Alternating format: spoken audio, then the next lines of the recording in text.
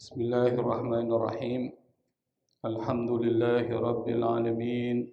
Allahumma salli wa sallim ala sayyidina Muhammadin al-Fatihi lima ughliq wal khatimi lima sabaq nasiril haqqi bil haqq wal hadi ila siratikal mustaqim wa ala alihi wa ashabihi haqqa qadrihi wa miqdarihi al-azim. Subhanaka la ilma lana إلا ما علمتنا إنك أنت العليم الحكيم ولا حول ولا قوة إلا بالله العلي العظيم رب اشرح لي صدري ويسر لي أمري واحلل عقدة من لساني يفقهوا قولي أما بعد. Ma'asyiral hadirin jamaah yang dimuliakan oleh Allah Subhanahu wa taala. Pada kesempatan pertemuan lalu kita sudah selesai membahas tentang ciri-ciri dari ulama akhirat dan ulama su' atau ulama yang jahat. Maksudnya ulama yang orientasinya bukan pada akhirat tapi pada persoalan dunia, baik itu jabatan, tahta, harta dan seterusnya. Nah, pada kesempatan pertemuan malam ini kita akan lanjutkan bahasan kita pada pembahasan berikutnya masih di seputar terkait dengan persoalan al-ilmu.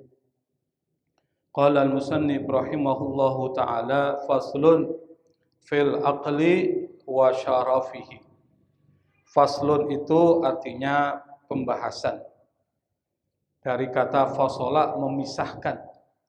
Nanti akan muncul kata pemisahan yaitu faslun yang artinya kelas. Jadi kata kelas itu dalam bahasa Arab disebut dengan faslun. Fil faslil awal, kelas 1. Kenapa disebut dengan kelas? Karena ada pemisahan. Yang kedua, kata faslun di sini artinya adalah pemisahan pembahasan. Jadi masih ada pemisahan tapi terpisah nih. Maka kalau kita artikan ke dalam bahasa Indonesia artinya pembahasan. Pembahasan fi itu artinya tentang, bukan di, tentang. Tentang apa? Al-aqli, tentang akal. Wa syarafihi, dan kemuliaan akal. Kata syaraf itu artinya mulia, syarif, orang yang mulia. Syaraf itu artinya kemuliaan. Maka orang yang namanya syarif itu artinya orang yang mulia. Di dalam ilmu terkait dengan nasab ada yang disebut dengan syarif, ada sayyid, syarifah, ada syarif, ada sayyid. Itu artinya menunjuk pada nasab yang mulia. Nasabun syarif, nasab yang mulia. Al-aqlu atau akal ini diambil dari bahasa Arab, yang kemudian diambil ke dalam bahasa Indonesia menjadi akal. Jadi kata akal itu diambil dari bahasa Arab, bukan bahasa murni bahasa Indonesia. Bahasa Indonesia banyak menyerap dari bahasa-bahasa asing, terutama bahasa Arab. Hampir 50% lebih bahasa Indonesia itu diserap dari bahasa Arab. Kata aklun itu diambil dari kata akola. Kata akola itu nanti muncul kata akola yakilu, akan muncul nanti kalimat afala ta'kilun. Yang arti dalam bahasa Arab itu artinya bisa banyak. Yang pertama bisa menahan. Jadi menahan sesuatu namanya akola syai'an, menahan. Bisa juga mengikat. Jadi mengikat juga menahan supaya nggak pergi, diikat. Kalau dikaitkan dengan bahasa sekarang, yang dimaksud dengan aklun ini adalah sesuatu yang menahan dan mengikat manusia dari tindakan-tindakan bodoh atau tindakan-tindakan sembrono semaunya atau tindakan-tindakan yang mengandung kesesatan. Jadi akal Allah ciptakan itu pada dasarnya menahan kita supaya tidak melakukan sesuatu yang bodoh. Maka orang yang nggak ada akalnya biasanya perbuatannya bodoh nggak? Orang nggak ada akalnya. Siapa orang gila? Orang gila itu kalau kita lihat perbuatannya bodoh nggak tuh Pak? Bodoh. Makanan yang udah di tempat sampah dia makan. Kenapa? Bagi dia itu tidak ada sesuatu masalah. Kenapa? Karena akalnya terganggu. Bagi kita bodoh nggak tuh? Bodoh. Masa makanan yang udah di tanah dia makan? Sama dengan anak-anak itu yang akalnya belum sempurna. Susah membedain mana uang 100.000, mana uang 50.000. Yang penting warnanya lebih terang, lebih cerah, dipilih itu. Misalnya uang 1.000 dikasih 10, sama uang 100.000 satu, anak-anak milih yang mana? 1.000 yang 10 lembar. Kenapa? Karena anak-anak merasa itu lebih banyak. Coba kalau bapak dikasih 100.000 dengan uang 1.000 10 lembar, mana pilihnya? Pak Bejo. Pak Bejo tahu aja kalau duit. Pasti milih yang warna merah itu. Kenapa? Anak masih punya akal tuh. Masih punya otak, jadi bisa bedain mana uang 100.000, mana uang 10.000. Meskipun 10.000 itu lembarannya 10 dari uang 1.000, tapi 100.000 dipesan. Pakai akal tuh. Maka akal itu fungsinya adalah dalam bahasa Indonesia, bahasa Arab, sesuatu yang mengikat seseorang, menahan seseorang dari melakukan tindakan yang bodoh. Kalau orang-orang melakukan tindakan bodoh dianggap nggak ada akalnya. Siapa? Buzzer tuh nggak ada akalnya. Sudah tahu itu salah, dia hukum. Kenapa? Karena duit, karena kekuasaan. Maka orang mengatakan otaknya sungsang. Otaknya itu kebalik. Itu akal. Di sini disebutkan wasyarafihi dan kemuliaan akal. Nanti kita akan bahas kemuliaan akal itu di mana. Wahua kata Imam Al-Ghazali, akal itu huwa ini larinya ke al-aqlu, karena aqlu ini adalah muzakkar, akan menggunakan huwa dan dia itu maksudnya akal itu apa? Manbaul ilmi. Manba itu dari kata naba'a. Naba itu artinya berpancar, keluar. Itu naba'a. Tempat keluar namanya manba. Sama dengan masjid dari kata sajadah, sujud. Tempat sujud masjid. Solat, yusolli, solatan. Tempat solat, musolla. Itu bahasa Arab. Tempat keluarnya sesuatu namanya manba. Kalau kita artikan artinya sumber. Maka ada istilah manbaul ma, sumber mata air. Kata Imam Al-Ghazali, akal itu adalah manbaul ilmi, sumber ilmu. Jadi akal ini sumber ilmu. Maka dari pemahaman Al-Ghazali kita bisa mengatakan sumber ilmu dalam Islam itu 3. Yang pertama wahyu. Wahyu ini Al-Quran dan Sunnah. Hadis-hadis itu sumber ilmu. Karena dari Al-Quran dan dari Sunnah Nabi maka akan muncul ilmu. Misalnya ilmu sholat, ilmu fikih. Ilmu apa lagi? Ilmu tauhid itu dari Quran, dari hadis. Maka yang pertama dalam Islam sumber ilmu itu pertama adalah wahyu. Dan wahyu didahulukan dibandingkan yang lain. Kalau ada orang mendahulukan yang lain selain wahyu, bermasalah imannya, bermasalah Islamnya. Yang kedua sumber ilmu itu akal. Kenapa? Dari akal akan muncul ilmu. Nanti kita akan jelaskan. Ilmu apa? Ilmu matematika, ilmu fisika, ilmu yang terkait dengan persoalan nalar itu dari akal tuh. Maka muncul ilmu. Yang ketiga, pengalaman. Pengalaman itu memunculkan ilmu. Apa yang kita lihat, apa yang kita dengar, apa yang kita rasa, apa yang kita sentuh akan memunculkan ilmu. Nanti ini yang disebut dengan eksperimen. Eksperimen itu artinya apa? Percobaan. Dari percobaan nanti akan muncul ilmu pengetahuan. Misalnya HP. HP ini muncul dengan sendirinya atau melalui percobaan penelitian. Dulu orang nggak pernah berpikir punya HP, Pak. Seperti yang sekarang. Dulu HP-nya gede-gede, Pak. Apa namanya? Handy-talkie. Apa? Dulu kan gede-gede tuh. Kalau ngomong itu pret, bunyi tuh. Kemudian berubah. Nokia kalau packing tuh, ya kan? Muncul Nokia tuh. Sekarang habis, ada Samsung lagi muncul. Nah, sekarang udah Android tuh. Anda bisa bayangkan. Dulu pakai tek, sekarang pakai sentuh. Nanti bisa jadi di tangan kita ada HP, Pak, sini di kulit.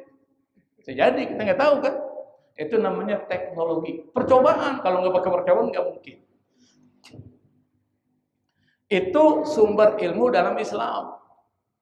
Nah, di sini Imam Al-Ghazali mengatakan akal itu adalah manbaul ilmi, sumber dari ilmu pengetahuan. Maksudnya apa? Dengan akal itu Anda bisa memperoleh, bisa memahami, bisa mengembangkan ilmu dengan akal. Dengan akal kita bisa memahami Quran, bisa memahami hadis. Maka nanti akan muncul namanya tafsir birrohi, tafsir dengan akal. Ada dua jenis tafsir, tafsir bil ma'sur dengan menafsirkan ayat-ayat Quran dengan ayat Quran dan lain dan hadis, namanya tafsir bil ma'sur atau tafsir bil riwayah. Ada tafsir dengan akal.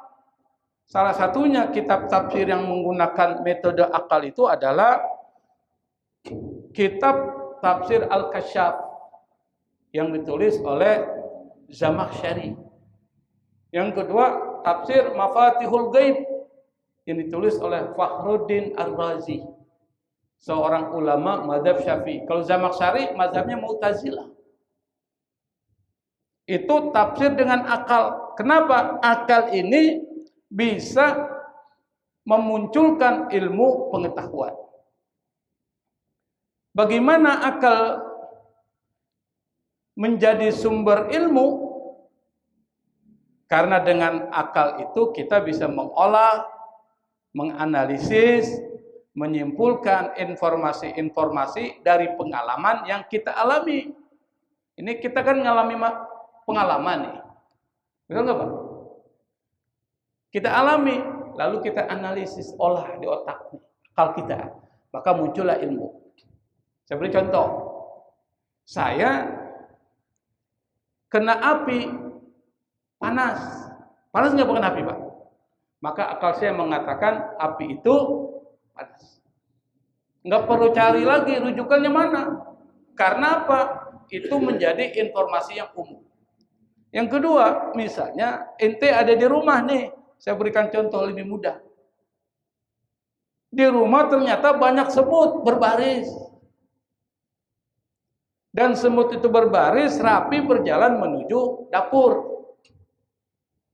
Anda tidak lihat ada makanan jatuh, tapi kalau Anda akan langsung berpikir, kenapa bisa banyak semut? Apa kesimpulannya? Pasti ada makanan yang jatuh. Itu pakai apa tuh, Pak? Pakai indera Anda atau pakai akal Anda? Pakai akal. Anda nggak perlu mencari informasi terkait dengan indera Anda ini. Indera ini maksudnya panca indera. Cukup dengan menyimpulkan bahwa semut berbaris sampai ke dapur, berarti di dapur pasti ada makanan yang jatuh. Anda nggak perlu lihat. Itu pakai apa menyimpulkannya? Pakai apa? Akal. Maka akal ini menjadi penting. Saking pentingnya akal, Allah puji akal. Nanti bentuk pujinya ada di hadis berikutnya. Kita baca nih. Wa yadullu, dalla yadullu menunjukkan. Dalla yadullu. Kalau penunjuk namanya dalil. Jadi kata dalil itu artinya petunjuk. dari fi'il dalla. Dalla ya dulu. Kalau dalla ya dulu temannya ala. Dia harus punya teman. Dalla ya dulu harus pakai ala.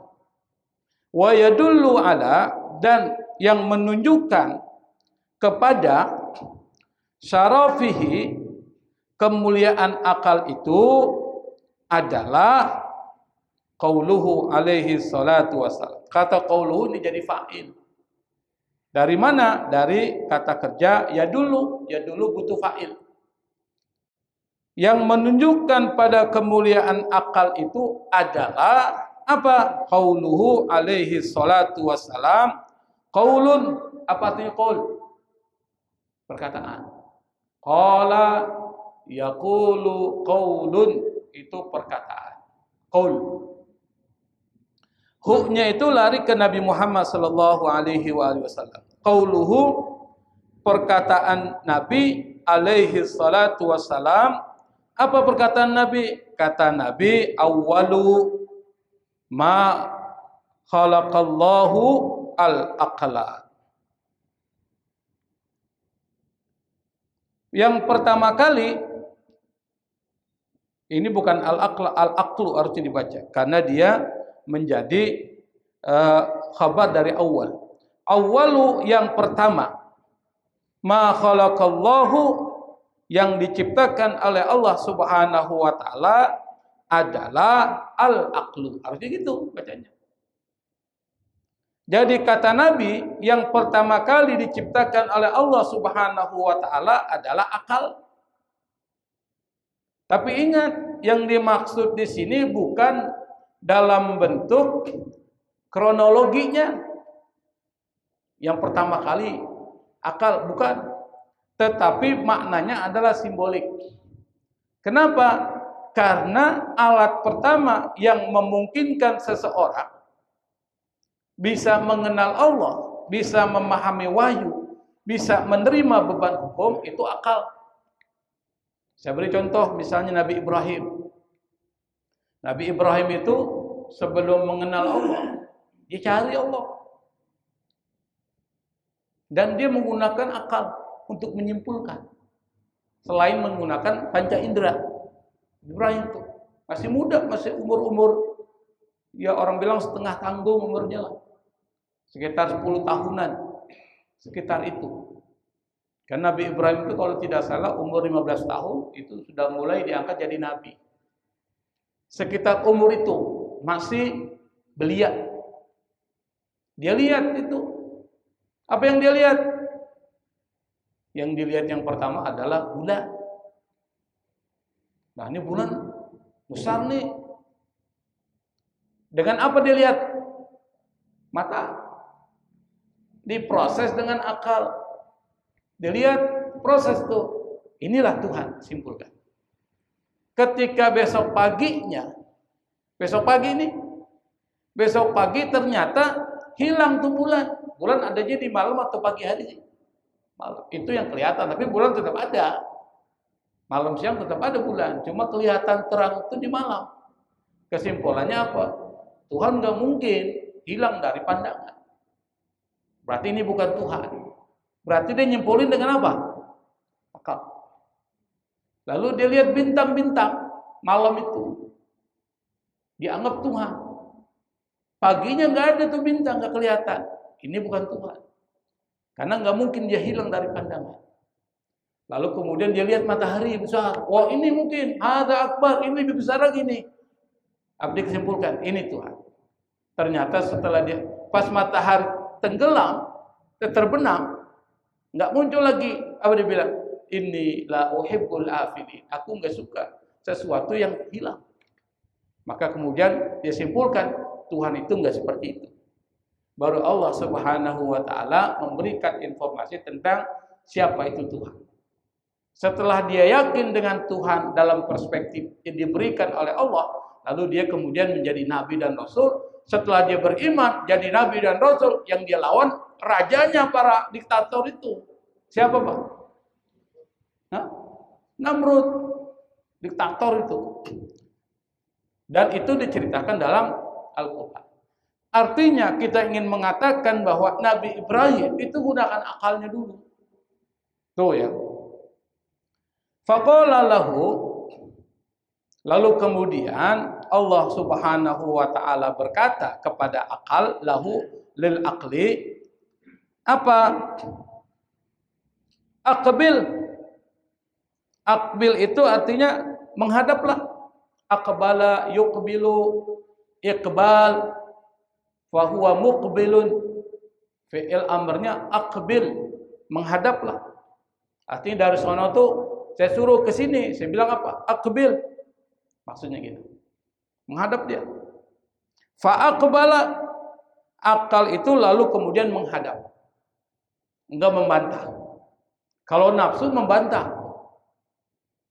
Summa qala lahu, kemudian Allah berkata kepada akal, adbir, berbalik. Akal pun fa'adbara, dia berbalik. Berarti kesimpulannya akal ini patuh sama perintah Allah Subhanahu wa taala. Kenapa? Karena Allah ciptakan juga yang kedua makhluk namanya nafsu. Disuruh aqbil wa adbir, dia diam aja. Enggak menghadap, enggak berbalik. Sampai kemudian nafsu ini disiksa oleh Allah, dihukum. Apa hukumannya? Dimasukkan ke dalam neraka selama 100 tahun dibakar. Setelah selesai dibakar, Allah pun tanya lagi sama nafsu. Apa kata Allah? Man anta wa man ana. Siapa kamu, siapa saya? Kata Allah kepada nafsu. Lalu Allah mendapatkan jawaban dari nafsu. Anta, ana. Ente, ana, nggak ada hubungan. Tuh nafsu. Allah siksa lagi karena udah 2 kali nih. Tapi siksa yang kedua bukan dibakar. Siksa yang kedua dikasih lapar selama 100 tahun. Setelah disiksa dengan rasa lapar 100 tahun, lalu dihadapin lagi, ditanya sama Allah, man anta wa man ana. Siapa kamu, siapa saya? Karena nafsu ini membantah. Kata nafsu setelah disiksa dengan rasa lapar selama 100 hari, dia bilang, anta rabbi wa ana abdu. Engkau Tuhanku, aku adalah hamba. Ternyata nafsu kalah diuji dengan rasa lapar, Pak. Maka kemudian disyariatkanlah puasa untuk melawan hawa nafsu. Puasa itu berfungsi untuk menurunkan hawa nafsu kita, bukan menghilangkan, diturunkan tensinya. Yang dulu 180 derajat diturunkan jadi 80 derajat. Nafsu masih ada tapi diturunin tegangannya supaya jangan kontaknya kuat. Maka orang kalau puasa apain aja malas, Pak. Karena yuk, malas gua lagi puasa. Ke pasar Palmera yuk, malas gua. Turun tuh. Apa turun? Tegangannya turun. Coba kalau ente nggak puasa. Karena ayo. Kenapa? Nggak puasa. Di sana bisa bakat, kan? Itu bukti logisnya seperti itu. Setelah akal mengikuti apa yang jadi perintah Allah Subhanahu wa taala, maka kemudian Allah mengatakan kepada akal, qala, Allah berkata, wa izzati wa jalali. Wawunya wawu qasam. Wawu sumpah. Karena wawu itu ada banyak, ada wawu ibtida di awal. Di sini banyak wawu ibtida ini. Wa banyak nih, wa huwa tuh. Wawu tidak. Ada wawu yang fungsinya adalah penghubung, namanya wawu atof, menghubungkan. Nah, artinya dan. Ada yang wawu fungsinya adalah menunjukkan jamak. Wawu. Ada fungsi yang ketiga, sumpah. Misalnya wadduha wal laili idza saja. Wawunya sumpah demi waktu duha dan demi waktu malam. Wasyamsi waduhaha, demi matahari dan waktu duha. Itu pakai waw, namanya waw qasam. Ini pakai waw nih, wa izzati wa jalali, kata Allah, dan Allah bersumpah dengan dirinya. demi kemuliaanku dan keagunganku. Wa izzati wa jalali. Artinya ketika Allah bersumpah, maksudnya menekankan pada apa yang dikatakan berikutnya, ini adalah sesuatu yang serius. Maksudnya itu. Apa isi sumpah Allah?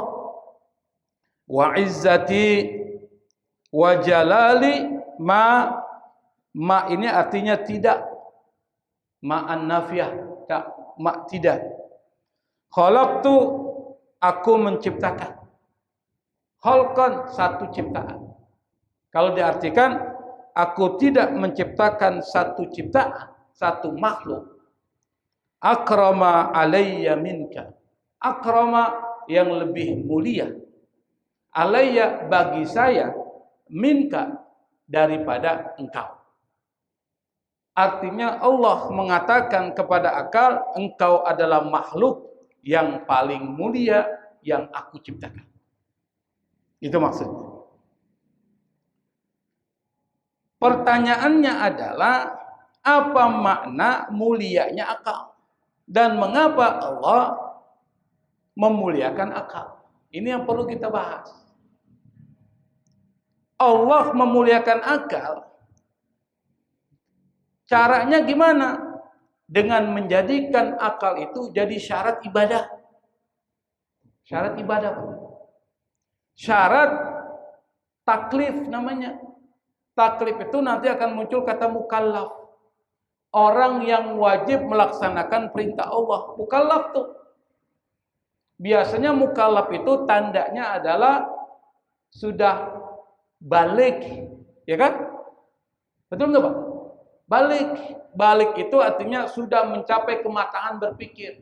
Maka salah satunya adalah berakal. Balik dan berakal. Orang yang memiliki akal yang sempurna, maksudnya balagha rusydahu, balik tuh, akalnya sempurna itu Pak. Kenapa saya mengatakan sempurna? Karena dia bisa bedain mana uang 100.000, mana uang 50.000. Sempurna. Tapi kalau dia nggak bisa bedain, berarti ada masalah dengan akalnya. Allah muliakan akal dengan menjadikan akal itu menjadi syarat beban hukum. Misalnya saya beri contoh. Orang sholat Pak, wajib nggak? Buat siapa wajib? Hah? Orang mukallaf, ya kan? Muslim mukallaf. Siapa mukallaf? Yang pertama, dia berakal dan dia sudah matang akalnya. Satu. Maka kalau orang sudah balik, dia tidak melaksanakan tugas, maka dia kena beban. Dia berdosa. Itu maksudnya. Karena akalnya sudah matang. Tapi kalau akalnya bermasalah, rusak. Akalnya rusak. Atau akalnya kurang, belum sempurna, naqisah, berkurang. Siapa yang berkurang? Anak-anak, Pak. Anak-anak itu akalnya masih belum utuh. Berkurang. Kenapa? Karena dia belum balik tuh, belum matang. Maka kalau anak-anak umur 7 tahun sebelum balik dia tidak sholat, dosa enggak? Enggak dosa. Kalau dia melaksanakan kebaikan dapat pahala enggak? Belum. Tetapi orang tuanya yang mendidik itu mendapatkan pahala mendidik dia. Kenapa? Karena belum punya kewajiban. Kalau dia mencuri tidak berdosa. Kenapa? Karena belum terkena beban hukum. Itu anak tuh yang belum balik. Kalau anak belum balik membunuh kena hukuman enggak? Enggak kena hukuman. Misalnya ada bapaknya mau minum, dia nggak tahu tuh ada garam, dimasukin aja. Padahal itu apa namanya itu? Yang Jessica pernah ditangkap. Apa namanya? Sianida, dimasukin, dipikir itu gula, masukin ke minuman bapaknya, mati bapaknya. Kena hukuman nggak dia? Enggak. Kenapa? Karena belum balik. Akalnya itu masih kurang. Itu kalau hukum negara ya, hukum pidana. Kedua, akalnya bermasalah, gila dia. Orang gila wajib sholat nggak Pak? Wajib nggak? Nggak wajib sholat. Wajib puasa nggak? Enggak. Kenapa? Otaknya bermasalah. Maka Allah muliakan akal dengan menjadikan akal itu menjadi syarat utama pembebanan hukum. Kalau ente akalnya nggak bermasalah, maka nggak wajib melaksanakan kewajiban-kewajiban hukum. Tuh maksudnya. Kalau akalnya masih setengah, nggak wajib melaksanakan kewajiban-kewajiban hukum. Sholat, puasa, dan seterusnya nggak wajib, kecuali zakat. Kalau zakat itu terkait dengan hartanya, bukan dengan orangnya. Orangnya mau gila, mau masih muda, atau anak-anak, terkait dengan hartanya. Kalau hartanya sudah sampai melebihi nisabnya, dan sudah berlalu 1 tahun, keluarin zakatnya tuh. Yang dilihat siapanya? Apa yang dilihat? Hartanya, bukan orangnya. Tapi sholat, puasa, yang dilihat apanya? Orangnya. Ngerti nggak nih Pak? Ngerti ya? Nanti kapan-kapan kita bayar zakat. Kita bahas tentang zakat. Kapan? 10 tahun lagi. Di sini 10 tahun lagi masih lama ya. Ruri udah jadi mu'alim dia. Udah ngaji sini lagi dia, udah jadi mu'alim. Mu'alim sururi. Iya. Mu'alim yang gembira. Sururi kan nanti gembira. Bahagia. Jadi orang yang selalu bahagia ini sururi. Yang kedua, kenapa akal dimuliakan oleh Allah? Karena akal itu menjadi alat untuk memahami wahyu. Bapak nggak mungkin bisa memahami Al-Quran kalau nggak pakai akal. Nggak mungkin. Karena itu maka orang-orang yang berakal itu dipuji oleh Allah. Apa bentuk pujiannya? Yang pertama disebut dengan ulul albab. Ya kan? Fa'tabiru ya ulil absar, ada ulul absar. Jadi yang pertama ulul albab, orang yang gunakan akalnya. Yang kedua ulul absar, orang yang gunakan akal dan panca inderanya. Yang ketiga ulun nuha, orang yang menggunakan akal pikirannya. 3 tuh Allah puji. Yang kedua Allah sindir orang-orang yang tidak menggunakan akal pikirannya dengan bahasa sindiran halus. Afala ta'qilun? Ada nggak ayat Quran yang bicara tentang itu? Afala ta'qilun? Ente emangnya nggak punya otak ya? Tuh kata Allah. Bahasanya gitu. Ente memang nggak mikirin tuh. Afala tubsirun? Apakah kau nggak gunakan akal pikiran tuh untuk melihat itu?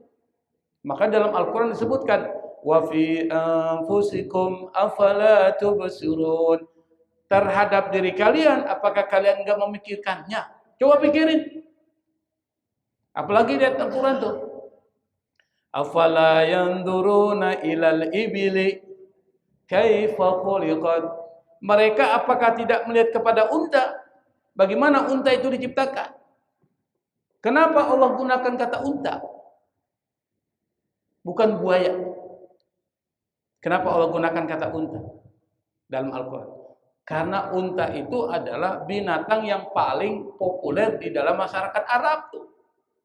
Coba kalau seandainya Allah gunakan afala yanduruna ila buaya kaifa khuliqat misalnya. Orang Arab, buaya itu apa? Bingung orang Arab itu kan. Buaya ada nggak buaya? Orang bingung dia. Kenapa? Padang pasir nyari buaya.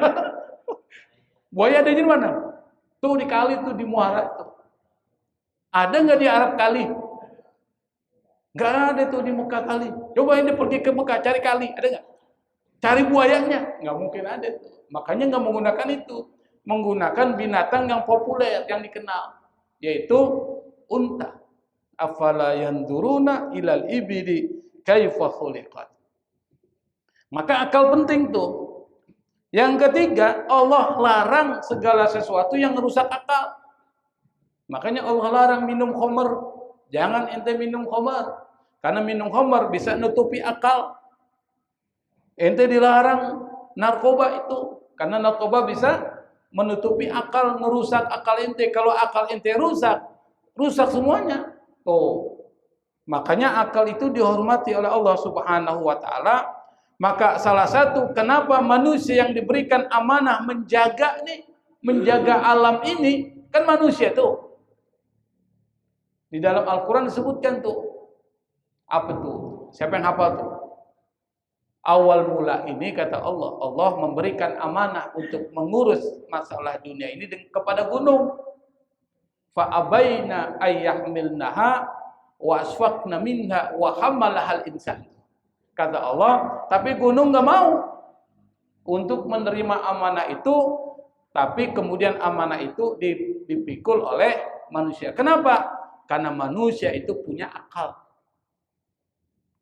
Maka dari informasi-informasi ini bisa kita simpulkan akal itu dimuliakan oleh Allah Subhanahu wa taala. Maka Allah mengatakan, "Ma khalaqtu khalqan", tidak ada satu makhluk yang aku ciptakan akrama alayya minka, yang lebih mulia ketimbang kamu bagi saya, kata Allah. Lalu Allah mengatakan, bika, dengan akal lah, akhudhu itu diambil dari kata akhadha. Kata akhadha ini artinya banyak, Pak, kata akhadha itu. Tapi makna awalnya kata akhadha artinya ngambil, megang, meraih, itu akhadha. Saya bilang ini, akhadtu hadza, saya ambil ini. Itu pakai akhadha. Tapi dalam bahasa Arab kata ini juga maknanya lain, ada artinya menerima. Apa tuh? Akhadha ajrahu, dia nerima upahnya, pakai akhadha. Apalagi akhadzal ilma an ustadihi, dia mempelajari ilmu dari ustadznya, pakai akhadha. Yang ketiga, akhadzas sariq, dia menangkap pencuri, pakai akhadha. Berarti menangkap artinya. Dan arti yang berikutnya adalah menghukum, menjatuhkan sanksi, itu menggunakan akhadha. La tu'akhizna in nasina au akhtana, jangan kau hukum kami ya Allah jika kami lupa atau kami salah. Itu pakai akhadha. La tu'akhizna, akhadha. Maka yang dimaksud di sini artinya kemungkinan besar adalah denganmu aku memberikan sanksi, hukuman. Maksudnya apa? Karena alasan akal yang menjadi beban kewajiban hukum Allah, maka aku berikan sanksi kalau dia tidak melaksanakan aturan-aturan itu padahal dia sudah balik. Maksudnya gitu. Bisa dipahami nggak, Pak? Bisa ya? Yang berikutnya, wabika uti, dan denganmu pula aku memberikan pahala. Uti artinya memberikan, tapi nggak disebutkan maf'ulun bihnya. Maka kita simpulkan yang dimaksud adalah memberikan pahala. Uti al-ajra, memberikan pahala. Wabika usibu, sama denganmu aku memberikan pahala. Usiba, asaba, thawab, itu artinya pahala. Wabika uaqibu, denganmu aku memberikan sanksi. Jadi akal ini menjadi standar Allah memberikan sanksi kepada hamba-hambanya yang sudah akalnya matang, sudah balik tapi tidak melaksanakan ajaran-ajaran Allah, maka Allah akan hukum. Tapi kalau akalnya belum matang atau akalnya rusak, maka Allah tidak berikan hukum dan Allah tidak memberikan sanksi kepada dia. Misalnya saya beri contoh, dia sudah balik nih, maka harus melaksanain sholat, udah balik berakal. Kalau dia nggak sholat, dosa nggak? Dosa. Kalau dia tinggalin sholat, maka dia nanti harus membayar hutang sholatnya itu nanti, karena hutang sama Allah. Puasa nanti bulan Ramadan datang, dikit lagi. Karena dia sudah balik, berakal dan matang akalnya, maka wajib puasa. Kalau dia nggak puasa, dosa nggak? Dosa. Dan dia harus bayar puasanya nanti. Nanti kita akan bahas pada saat ketika bicara tentang fikih puasa. Termasuk zakat. Dia punya harta berlebih, sudah mencapai nisab, sudah 1 tahun berlalu. hartanya berlebih, maka dia harus mengeluarkan zakat. Tapi kalau dia akalnya hilang, gila misalnya, nggak wajib. Atau dia pingsan, pingsannya 3 hari berturut-turut tuh, wajib nggak sholat? Nggak wajib, dia pingsan. Tuh. Nanti kalau dia sudah selesai dari pingsannya, wajib nggak diqodok? Sholat? Wajib. Dia pingsan 1 bulan, koma. Di bulan puasa 30 hari, wajib puasa nggak? Koma dia 30 hari, pingsan. Nggak wajib puasa. Kenapa? Karena akalnya hilang. Akalnya hilang saat pingsan. Bapak kalau lihat orang pingsan, akalnya ada nggak? Nggak ada, mau pingsan. Pas hari raya, lagi cium bau ketupat, bang dia. Kurang ajar itu. Pas mau cium ada rendang, semur, wah, cium sama dia, bangun dia. Setelah itu wajib nggak dia bayar puasanya tuh? Wajib 30 hari itu. Hati-hati tuh. Saya khawatir Pak Bejo itu pas bulan Ramadan dia pingsan, sengaja menghindari puasa. Nah seperti itu. Kalau anak kecil itu yang belum balik karena akalnya masih kurang, belum sempurna, maka nggak wajib. Kalau dia puasa latihan doang, aku mau puasa setengah hari, nggak apa-apa. Setengah hari nggak apa-apa, jangan dipaksa juga. Kenapa? Belum wajib kok dipaksa. Kecuali yang sudah bangkotan puasa setengah hari. Pak Bejo nih, setengah hari aja puasa lah, nggak boleh, dosa. Gitu. Bisa dipahami ya? Wa qala sallallahu alaihi wasallam, Rasulullah bersabda, sa'altu Jibril.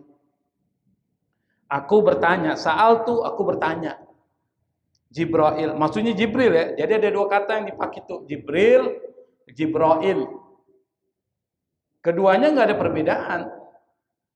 Maknanya sama, artinya sama, orangnya sama. Tetapi yang membedakan itu lebih pada sauti, ucapan aja. Tapi maknanya sama. Jibril. Kalau Jibril itu sudah menjadi terarabisasikan. Ngerti nggak maksudnya? Udah diarabkan Jibril. Tetapi kalau pakai bahasa Ibrani jadi Jibrail. Karena il itu artinya Tuhan. Ismail tuh Tuhan. Ilnya tuh Tuhan. Ismail itu dengar. Allah mendengar. Siapa lagi? Israel. Il itu artinya Tuhan Allah. Israel itu artinya hamba. Siapa lagi sih? Yang ada il-ilnya tuh? Mikail, Israfil, kan? Itu artinya Tuhan. Sa'altu Jibril, kata Nabi, saya bertanya sama Jibril. Masu'dat, ma itu artinya apa? Huruf istifham. Bukan su'dat ya, ini bacanya su'dud. Salah itu. Su'dud bukan su'dat. Tapi as-su'dud. Apa yang dimaksud dengan as-su'dud itu? Di dalam bahasa Arab kata as-su'dud itu artinya bisa positif, bisa negatif. Tapi di sini artinya positif. Apa artinya as-su'dud? As-su'dud itu artinya kemuliaan, keunggulan. Itu as-su'dud. Kalau kita cari padanan katanya terkait dengan as-su'dud sama dengan asyadah. Dari kata asyadah nanti akan muncul kata as-sayyid. Itu artinya pemimpin yang mulia, as-sayyid. Sayyidina. Kita kan pakai ala sayyidina Muhammad. Kenapa? Pemimpin yang mulia. Maka bentuk penghormatan kepada Rasulullah kita pakai sayyidina. Itu mazhab Syafi'i, pakai sayyidina. Ahlus sunnah wal jamaah kita menghormati Rasulullah. Allahumma salli ala sayyidina Muhammad. Loh, pakai sayyidina. Boleh nggak pakai Allahumma sholli ala Muhammad? Boleh. Boleh, nggak ada masalah. Tetapi karena kita mengagungkan Rasulullah, kita menggunakan Sayyidina Muhammad. Yang kedua sama dengan asyaraf. Nanti akan muncul kata syarif. Sama dengan sayyid, itu artinya mulia. Yang ketiga sama dengan kata aryasah, kepemimpinan atau aryasah, as-sudud sama artinya. Dan as-sudud ini satu kalimat di dalam bahasa Arab yang tingkatan tinggi, jarang orang pakai. Itu as-sudud. Ketika Nabi Muhammad SAW bertanya kepada Jibril apa itu sudud, Jibril mengatakan al-aqlu. Yang dimaksud dengan kemuliaan itu adalah akal. Yang kita udah jelaskan. Bagaimana akal dianggap sebagai sesuatu kemuliaan? Karena dengan akal Anda jadi mulia. Dengan akal Allah memberikan pahala kepada Anda. Dengan akal Anda bisa bedakan mana baik, mana buruk. Dengan akal Anda bisa memahami Quran, wahyu, dan ilmu-ilmu agama. Dengan akal Anda bisa memahami ilmu-ilmu lain. Akal. Maka orang yang akalnya bermasalah, masalah dia. Tuh, koslet akalnya. Maka dia bermasalah. Itu kata Jibril. Wa haqiqatul aqli, hakikat akal itu adalah apa? Gharizatun yutahayya'u biha idrakul ma'lumatin nadhariyah. Akal itu hakikatnya adalah gharizah. Gharizah itu artinya insting, naluri, potensi bawaan yang sudah ada di dalam diri kita yang diberikan oleh Allah Subhanahu wa taala. Namanya gharizah, insting, naluri bawaan. Maka dia bukan diambil, diperoleh dari pengalaman, tapi dari sesuatu yang udah Allah berikan. Itu akal. Yutahayyu, yang dipersiapkan biha, dengan akal itu apa? Idrakul ma'lumatin nadhariyati. Idrak artinya mengetahui. Dengan akal itu maka Anda bisa mengetahui. Mengetahui apa? Al-ma'lumat. Maklumat itu artinya pengetahuan, informasi. Maklum. Maka kita bilang maklum, dimaklumin aja lah. Apa artinya itu? Udah dimaklumin aja lah. Nah, kita salah mengartikan. Maklum itu artinya diketahui. Sesuatu yang diketahui namanya informasi. Maka muncullah maklumat pada hari ini, ya kan? Informasi. Kata maklumat artinya pengetahuan. An-nadhariyah itu dari kata nadhara, melihat. Yang dimaksud adalah pengetahuan teoritis yang berdasarkan pada nadhar, akal. Misalnya apa? Dengan akal itu Anda bisa mengetahui ilmu-ilmu teoritis. Apa itu? Ilmu-ilmu pengetahuan yang diperoleh melalui observasi, ngamatin. Itu satu. Melalui dipikirin. Dari pikiran muncul ilmu. Itu namanya maklumat nadhariyah. Atau melalui perenungan, tafakur. Kontemplasi, tafakur tuh. Orang kalau ngerenung, dapat ilmu. Makanya paling enak kalau ngerenung di mana? Di WC. Coba di WC itu. Ini kalau di WC lama sambil ngerokok. Ngerenung nggak?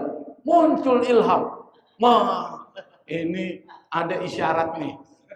Ingat, hati-hati kalau di WC itu isyarat sudah dari jin tuh. Karena WC itu tempatnya jin. Makanya kita kalau masuk WC apa kita baca? Allahumma inni a'udzubika minal khubusi wal khaba'is. Ya Allah, aku berlindung kepadamu dengan khubus khaba'is. Jin laki-laki, jin perempuan. Berarti WC tempat apa itu? Tempat jin. Maka di WC jangan lama-lama. Apalagi sambil ngerokok, sambil menghayal. Muncul inspirasi. Wah, gue dapat ide nih. Di WC. Bisa jadi tuh apa jin yang bisikin tuh. Apa? Yuwaswisu fi sudurin nas minal jinnati wan nas. Hati-hati juga tuh. Hati-hati jangan terlalu lama nanti kalau di WC. Nah, maklumat an-nadhariyah itu artinya pengetahuan yang diperoleh dari melihat, mengamati, dan yang dipikirin. Itu pakai akal. Kalau nggak ada akal nggak mampu itu. Misalnya ilmu apa? Matematika. Ilmu matematika pakai akal nggak sih? Akal, bukan pakai ngeliat tuh akal. Apa sih pelajaran yang paling kita nggak suka? Matematika tuh, karena pakai akal, capek kita yang mikirnya. Kemudian apalagi tuh, ada namanya logika dan seterusnya. Maka akal itu, kata Imam Al-Ghazali, adalah insting yang bisa digunakan untuk memahami ilmu-ilmu teoritis tadi itu. Kayak Imam Al-Ghazali cerdas. Wa ka'annahu nurun, seolah-olah akal itu seperti nur, cahaya, yukzafu fil qalbi, yang dihujamkan di dalam hati, bihi, dengan akal itu, yasta'idu, seseorang mempersiapkan diri, li idrakil asya'i, untuk memahami sesuatu, wadzalika yatafawatu, tetapi insting tersebut berbeda-beda, yatafawut itu berbeda-beda, bitafawutil garais, dengan perbedaan-perbedaan insting yang ada di dalam diri manusia. Antara satu orang dengan orang lain, insting akal yang diberikan oleh Allah Subhanahu wa taala enggak sama, Pak. Ada orang yang akalnya di bawah, ada yang menengah, ada yang hebat. Cerdas dia. Kalau belajar cepat. Tapi ada orang belajar udah dibilangin berkali-kali, enggak paham-paham dia. Ada enggak begitu? Banyak tuh. Diajari ini gini-gini, lupa lagi. Diajari gini, sampai ngajari marah. Kesel dia. Goblok banget ini. Diajari berkali-kali enggak paham-paham. Nah, kalau saya berikan satu contoh begini. Ada 2 orang siswa belajar matematika tingkat tinggi. Kan matematika itu ada tingkat tinggi, misalnya kalkulus. Ini yang pernah belajar matematika. Ada siswa A, dia cepat paham tuh, melihat hubungan antara satu konsep dengan konsep lain, gampang dia. Tapi ada yang kedua, susah banget ya. Bebel. Sama dengan orang belajar bahasa Arab. Ada yang susah banget itu. Ada yang gampang, ada yang gitu. Ada. Itu namanya dari kemampuan akalnya beda-beda. Makanya orang bisa sukses dari bawaan. Kenapa? Kalau akalnya memang kuat dia, maka dia mudah tuh. Maka Al-Ghazali mengatakan, wadzalika yatafawatu bitafawutil garais. Kemampuan akal itu berbeda-beda dalam memahami sesuatu. Kenapa? Karena perbedaan dari masing-masing insting yang ada di dalam diri manusia. Makanya ada orang yang gampang belajar, ada yang susah. Ada yang gampang belajar matematik, ada yang setengah mati. Ada orang belajar berenang, sekali dikasih lihat, nggak langsung. Gitu setengah mati. Tenggelam gitu. Berbulan-bulan nggak paham-paham. Ada orang belajar nyetir, saya belajar nyetir mobil, Pak. Pakai YouTube. YouTube tuh. Jadi nggak pakai belajar seperti yang ada ini, tapi pakai YouTube lihat. Kemudian 1 minggu saya bisa bawa mobil dan YouTube. Tapi diomelin orang terus. Goblok lu, biarin dia. Jadi pas mau tikungan, kan mati kan, bingung kan. Gimana ini? Mati. Di belakang, akhirnya begini, dibilang, goblok lu, ya. Baru hitung lagi, ada tengah-tengah lagi pejam, berhenti dia. Tapi ada orang yang maklum, ini lagi belajar nih, biarin. Dan ada begitu kan, lama-lama pas kita tahu ini ada masalahnya nih, cari YouTube lagi. Kalau begini caranya benar bisa. Nggak perlu belajar 1 minggu, belajar di YouTube udah bawa sampai jauh. Tapi ada orang berbulan-bulan nggak bisa-bisa. Ada nggak? Ada. Sampai sekarang nggak bisa-bisa. Belajar tahun lalu sampai sekarang nggak bisa-bisa. Nah, saya pikir itu ya, karena udah waktu Isya. Saya pikir itu semoga apa yang disampaikan Imam Al-Ghazali ini bisa memberikan pencerahan kepada kita. Kita selalu menggunakan akal pikiran kita untuk menimbang sesuatu supaya kita tidak tersesat di dalam kehidupan ini. Wallahu musta'an, wallahul muwaffiq ila aqwamit thoriq, wal afu minkum. Assalamualaikum warahmatullahi wabarakatuh.